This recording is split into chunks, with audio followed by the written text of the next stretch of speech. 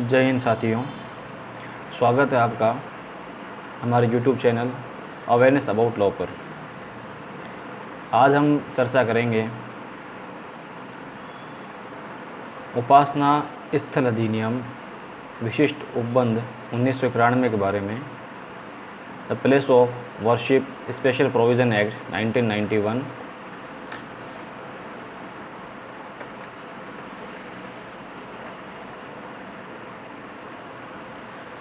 मित्रों, उपासना स्थल अधिनियम 1991 इसको बनाने के पीछे संसद का जो उद्देश्य था वो ये रहा कि किसी भी उपासना स्थल का संपरिवर्तन प्रतिषिद्ध किया जाए, जो कि 15 अगस्त 1947 को यथा विद्यमान किसी उपासना स्थल के धार्मिक स्वरूप को बनाए रखने तथा उससे संसक्त या उसके अनुषंगिक विषयों को उपबंध करने के लिए इस अधिनियम को बनाया गया। इससे आप समझ ही गए होंगे कि इस अधिनियम का मुख्य उद्देश्य था 15 अगस्त 1947 को भारत में जो भी उपासना स्थल, जिस किसी भी संप्रदाय का जो भी उपासना स्थल जो है जिस स्थिति में था वो उसी स्थिति में रहे, उस पर किसी भी प्रकार का विवाद ना हो और देश में शांति व्यवस्था, कानून व्यवस्था बनी रहे। उस उद्देश्य की प्राप्ति के लिए 1991 में ये अधिनियम बनाया गया। 18 सितंबर 1991 को यह अधिनियम पारित किया गया।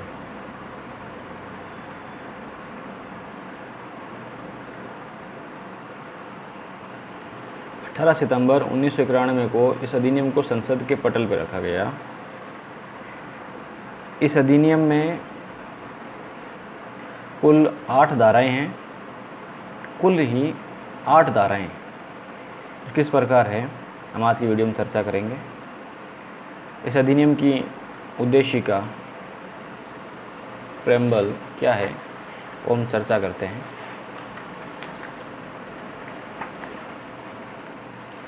An act to prohibit conversion of any place of worship and to provide for any maintenance of the religious character of any place of worship as it existed on the 15th day of the August 1947 and for matters connected therewith incidental thereto।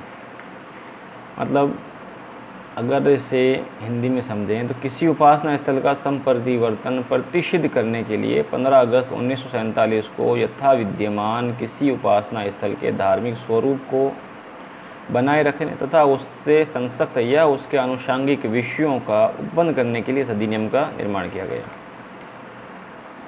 स्वतंत्र भारत के गणराज्य के 42वें वर्ष में संसद द्वारा निम्नलिखित रूप से इस अधिनियम को अधिनियमित किया गया। अधिनियम की धारा 1 सेक्शन 1 ऑफ दिस एक्ट क्या कहती है।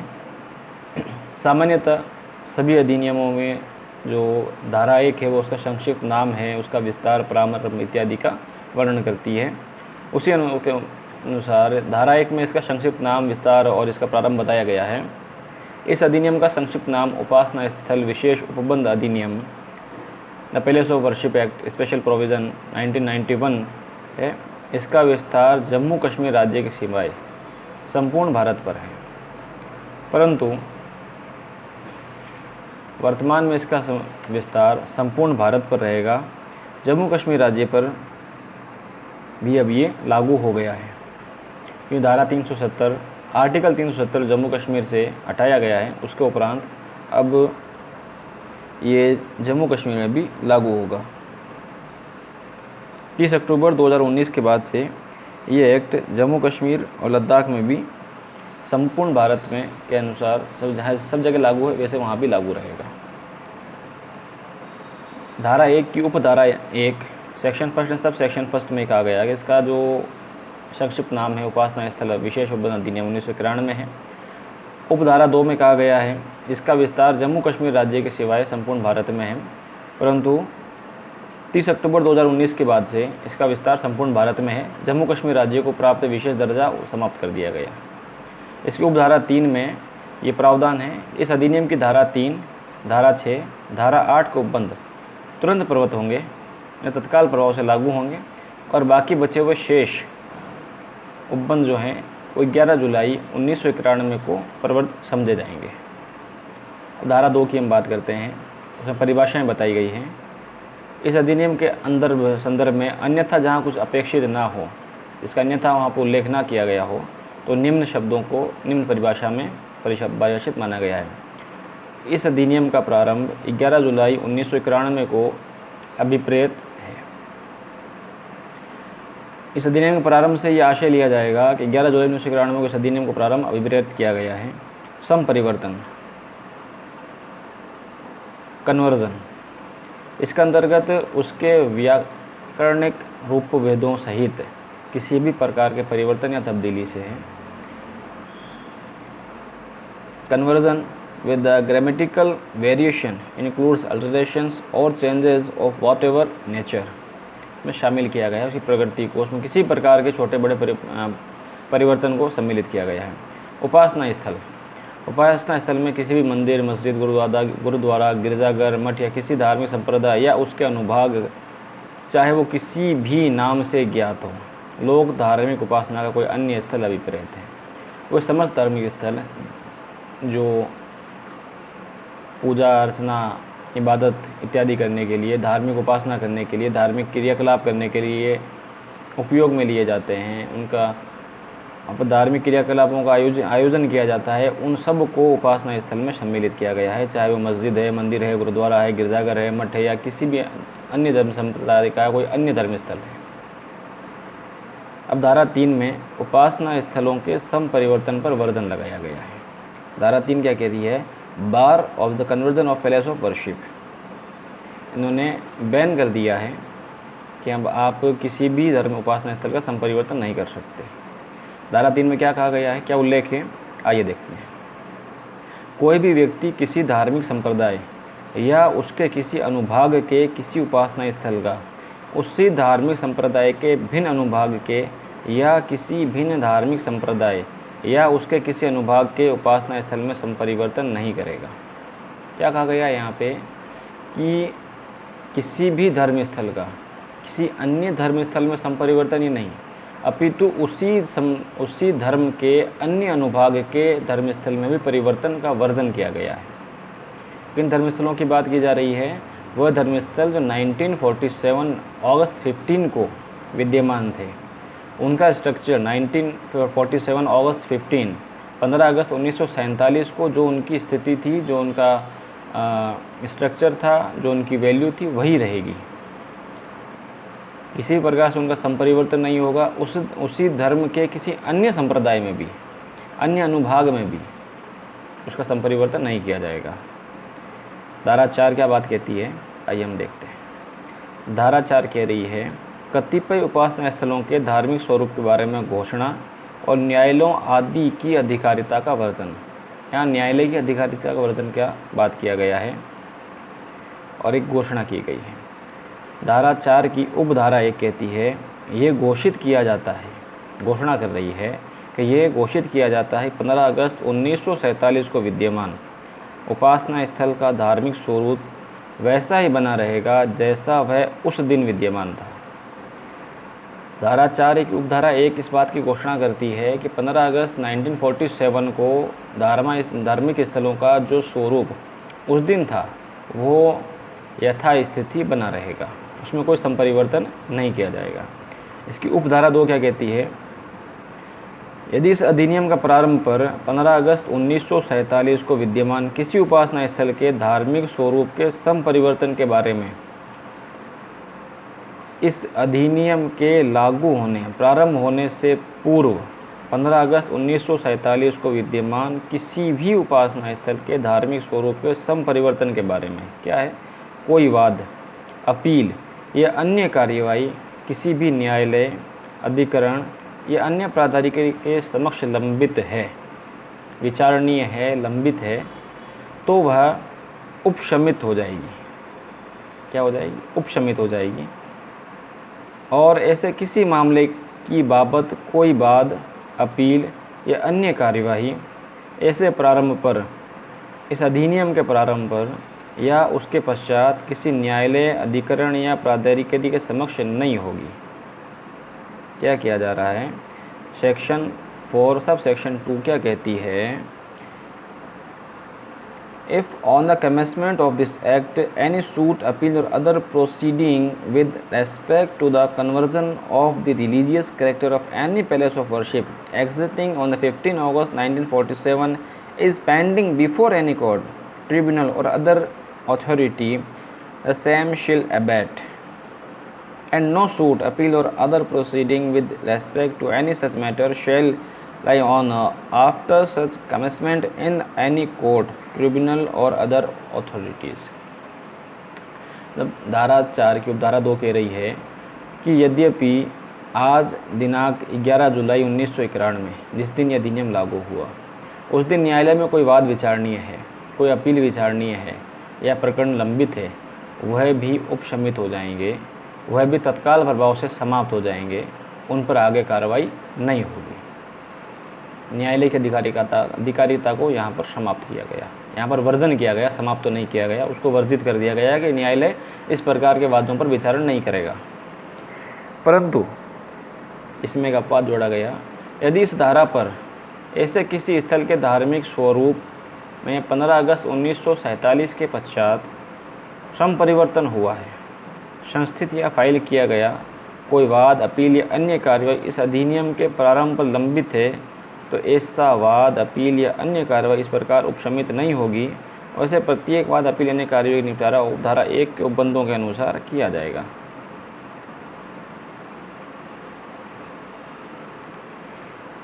क्या कहा जा रहा है यहाँ पे कि यदि कोई संपरिवर्तन किया जा चुका है और उस हेतु कोई वाद विचारणीय है तो उस पर विचारण किया जाएगा, परंतु नए वाद पर, नए संपरिवर्तन के लिए कोई वाद विचारणीय नहीं होगा। ठीक है। अब धारा 3 क्या कहती है? धारा 4 उपधारा 3 क्या कहती है? उपधारा 1 और उपधारा 2 की कोई बात निम्नलिखित पर लागू नहीं होगी। किनको बाहर रखा है इससे? धारा जो अपन ने ऊपर देखा, एक तो न्यायालय की अधिकारिता को वर्जन किया गया और एक जो घोषणा की गई वो किस पर लागू नहीं हो रही है। धारा 4 की उपधारा 1 और 2 कहाँ लागू नहीं है? धारा 3 इस बात को बताती है। हम सही देखते हैं इसका।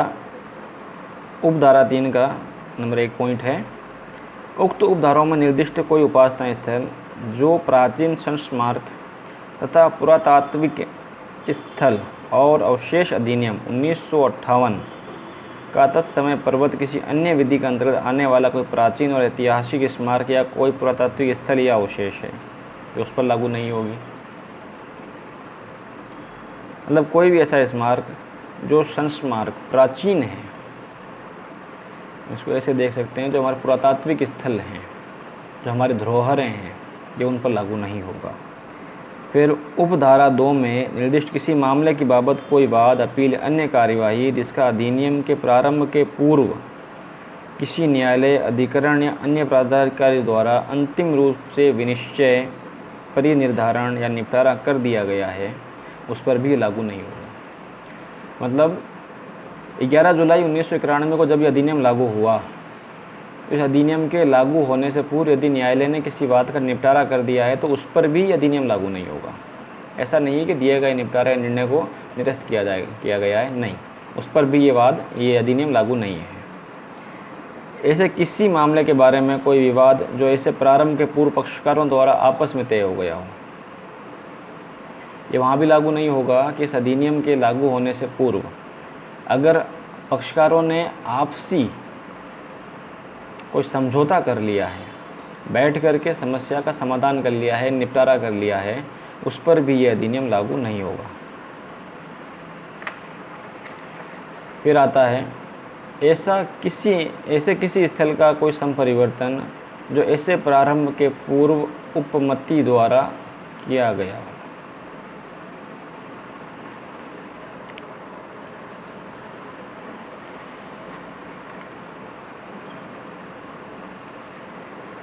अब जो संपरिवर्तन इसके अधिनियम के लागू होने से पूर्व उपमति द्वारा किया गया है उस पर भी अधिनियम लागू नहीं है। इस अधिनियम के प्रारंभ के पूर्व ऐसा किसी स्थल का किया गया कोई संपरिवर्तन जो तत्समय प्रवर्त किसी विधि के अधीन परिसीमा द्वारा वर्जित होने के कारण किसी न्यायालय, अधिकरण, अन्य प्राधिकरण के समक्ष आक्षेपणीय नहीं है। क्या कह रहा है? Any conversion of any such place affected before such commencement which is not liable to be challenged in any court, tribunal और other authority being barred by limitation under any law for the time being in force. वर्तमान समय में लागू कोई भी ऐसा अधिनियम के द्वारा कोई भी ऐसा अधिनियम के अंतर्गत कोई ऐसा स्थल, कोई ऐसा विवाद, कोई ऐसा निपटारा या संपरिवर्तन जो न्यायालय या अधिकरण या अन्य प्राधिकरण समय अपेक्षणीय नहीं है। किसी अधिनियम ने उसको वर्जित कर रखा है, किसी अन्य अधिनियम ने, तो उस पर भी अधिनियम लागू नहीं होगा। जहाँ अन्य अधिनियम लागू हो रहे हैं वहाँ यह अधिनियम लागू नहीं है।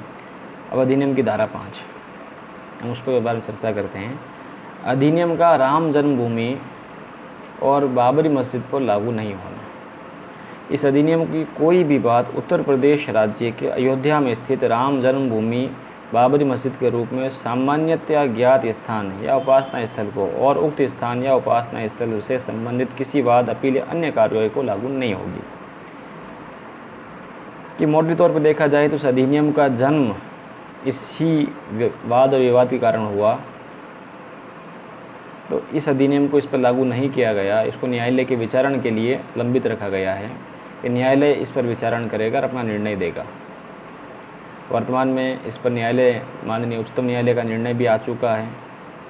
राम जन्मभूमि ट्रस्ट को ये ज़मीन दी जा चुकी है, वहाँ भव्य राम मंदिर का निर्माण किया जा रहा है। न्यायालय द्वारा इस बात का निर्धारण किया जा चुका है, इस पर यह अधिनियम लागू नहीं हुआ था। इसी तरह धारा 6, धारा 3 के उल्लंघन के लिए दंड। धारा 3 हम देखिए अभी, धारा 3 क्या कहती है? किसी भी उपासना स्थल के संपरिवर्तन पर प्रतिबंध लगाती है। ठीक है, उसका कोई उल्लंघन करता है उसके लिए दंड की व्यवस्था की गई है। जो कोई धारा 3 उपबंधों का उल्लंघन करेगा वह कारावास से, जिसकी अवधि 3 वर्ष तक की हो सकती है, दंडनीय होगा और जुर्माने से भी दंडनीय होगा। यहाँ पे देखने योग्य बात है कि यहाँ लिखा गया है 3 वर्ष तक की हो सकती है। क्या कह रहा है? Whoever contravenes the provision of section 3rd shall be punishable with imprisonment for a term which may extend to 3 years। जो 3 वर्ष तक की हो सकती है, अधिकतम 3 वर्ष की हो सकती है, न्यूनतम कितनी भी हो सकती है। And shall also be liable to fine, और उसके लिए जुर्माने का, अर्थदंड का भी प्रावधान किया गया है। ये न्यायालय के अपने विवेक पर, न्यायाधीश के विवेक पर निर्भर करता है कि वो दंड किस प्रकार देता है। तो अधिकतम दंड जो है 3 वर्ष एवं दंड, 3 वर्ष एवं अर्थदंड हो सकता है, जुर्माना भी लगाया जा सकता है। इसकी उपधारा 2 कहती है, जो कोई उपधारा 1 के अधीन दंडनीय कोई अपराध करने का प्रयत्न करेगा या ऐसा अपराध कराएगा और ऐसे प्रयत्न में अपराध करने की दिशा में कोई कार्य करेगा, वह उस अपराध के लिए उपबंधित दंड से दंडनीय होगा। क्या कह रहा है? धारा 2 कह रही है, उपधारा 1 में जो दंड का प्रावधान किया गया है, जिस अपराध के लिए ये दंड का प्रावधान है ना, उस अपराध को जो करवाएगा, घटित करवाएगा, प्रयत्न करेगा, सहयोग करेगा, जो भी उसमें सम्मिलित होगा, वो सब इस अपराध में शामिल माने जाएंगे और उस अपराध के लिए उपबंधित दंड से दंडनीय होंगे। अर्थात 3 वर्ष के कारावास, अधिकतम 3 वर्ष के कारावास एवं अर्थदंड जो लगाया जाएगा न्यायालय के अनुसार, न्यायालय के विवेक के अनुरूप। उपधारा 3 क्या कहती है? जो कोई उपधारा 1 के अधीन दंडनीय किसी अपराध का दुष्प्रेरण करेगा, किसी को भड़काएगा, ठीक है ना, उसे करने में आपराधिक षड्यंत्र का पक्षकार होगा, चाहे ऐसा अपराध ऐसी दुष्प्रेरणा के परिणाम स्वरूप या ऐसे आपराधिक षड्यंत्र के अनुसरण में किया गया हो या ना किया गया हो। वह भारतीय दंड संहिता 1860 का 45, भारतीय दंड संहिता 1860 की धारा 116 में किसी बात में होते हुए भी उस अपराध के लिए उपबंधित दंड में दंडनीय होगा। मतलब इसके लिए भड़काने वाला, भाषण देने वाला, मतलब उपासना स्थल अधिनियम के अनुसार यद्यपि कोई व्यक्ति इस अधिनियम में उपबंधित किए गए एवं वर्जित किए गए परिवर्तनों को करवाने के लिए किसी भी प्रकार के स्टेटमेंट्स देता है, किसी प्रकार की दुष्प्रेरणा करता है, किसी को उकसाता है अथवा कोई अन्य ऐसा कार्य करता है जिससे कि लोग उस ओर आकर्षित हों, लोगों में दुष्प्रेरणा हो, षड्यंत्र रचता है या षड्यंत्र का सहयोग करता है या किसी प्रकार से हस्तक्षेप करता है, तो वह आईपीसी की धारा 116 के अंदर, आईपीसी इंडियन पिनल कोड 1860 की धारा 116 के अंदर उस अपराध के लिए उपबंधित दंड से दंडनीय होगा। अब अधिनियम की धारा 7, act to override other enactment, अधिनियम का अन्य अधिनियमितियों पर अध्यारोही होना। इस अधिनियम के उपबंध तत्समय प्रवृत्त किसी अन्य विधि या इस अधिनियम से भिन्न किसी विधि के आधार पर प्रभावी किसी लिखित में उससे असंगत किसी बात के होते हुए भी प्रभावी होंगे। तो ये अधिनियम वर्तमान में विद्यमान किसी भी अन्य अधिनियम में यदि कोई उपबंध किए गए हैं, प्रावधान किए गए हैं, तो उन पर भी अधिनियम लागू होगा, उन्हें निरसित माना जाएगा। The provision of this act shall have affected notwithstanding anything inconsistent therewith contained in any other law for the time being in force or any instrument having effect by virtue of any law other than this act। इस अधिनियम के अतिरिक्त कोई अन्य अधिनियम कोई अन्य प्रावधान करता है, कोई व्यवस्थाएं करता है, कोई बात कहता है, तो उस पर भी ये अधिनियम या प्रावधान लागू होंगे। यह अधिनियम सब पे भारी पड़ेगा, सब पे प्रभावी है। सेक्शन 8 जो है इसकी लास्ट सेक्शन,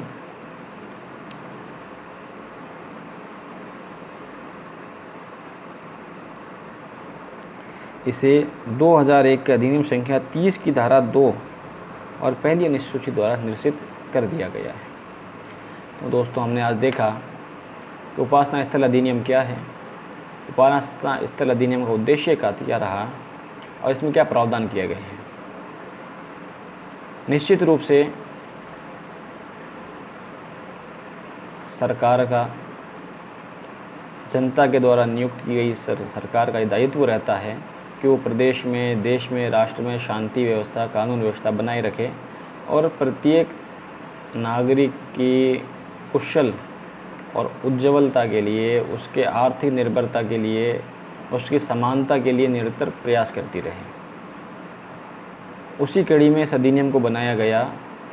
इसके अध्ययन से हमें ज्ञात हुआ कि इस अधिनियम को बनाने का प्रमुख जो उद्देश्य रहा, सरकार का प्रमुख उद्देश्य इस अधिनियम के लिए रहा कि राज्य और केंद्र सरकार के अधीन जितनी भी भारत शासन है, भारत की जो जनता है वो शांति में रहे, जो सुरक्षित रहे, आपसी विवादों में सांप्रदायिक सौहार्द ना बिगड़े, आप अपने विवादों में ना उलझे, खुश रहे, तंदुरुस्त रहे।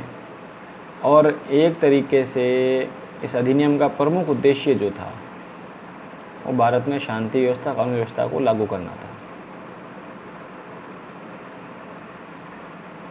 अगर आपको वीडियो अच्छी लगी हो तो आप वीडियो को लाइक करें। अवेयरनेस अबाउट लॉ जो आपका हमारा चैनल है, सब्सक्राइब करें और बेल आइकन को भी दबाएं। धन्यवाद।